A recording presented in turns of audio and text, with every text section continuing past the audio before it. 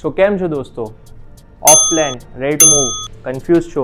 આ બંનેનો મતલબ શું છે? So let me explain.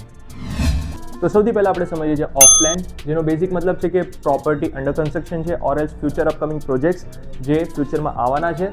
જેનો પોઝિટિવ પોઈન્ટ એ છે કે property appreciation in short time. મતલબ બેઝિક છે કે તમે પ્રોપર્ટી અંડર કન્સ્ટ્રક્શન છે ને તમે આજે એને એમાં ઇન્વેસ્ટ કરો છો તો તમને 2 વર્ષ પછી જ્યારે પ્રોપર્ટી હેન્ડઓવર કરવામાં આવશે ત્યારે એની appreciation value but obviously invested value કરતાં વધારે મળશે.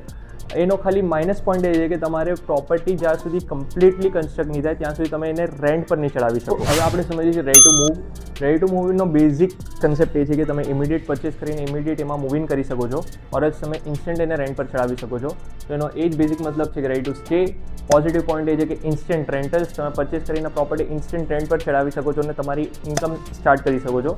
એનો માઇનસ પોઈન્ટ એ છે કે પ્રોપર્ટી તમે ઓલરેડી બની ગઈ છે એના પછી પરચેસ કરો છો તો ઓબ્વિયસ છે કે તમને એપ્રિસિએશન ઓલરેડી તમારી પ્રોપર્ટીનું થઈ ચૂક્યું છે તો ફ્યુચરમાં એનું એપ્રિસિએશન સ્લોલી થશે ઓર એલ્સ બહુ જ કમ થશે. તો આ હતું basic difference between off plan અને ready to move. If you are still confuse કે કયા પ્લાનમાં તમારે ઇન્વેસ્ટ કરવું જોઈએ કે તમારા માટે કયો પ્લાન બેસ્ટ છે, you can contact me.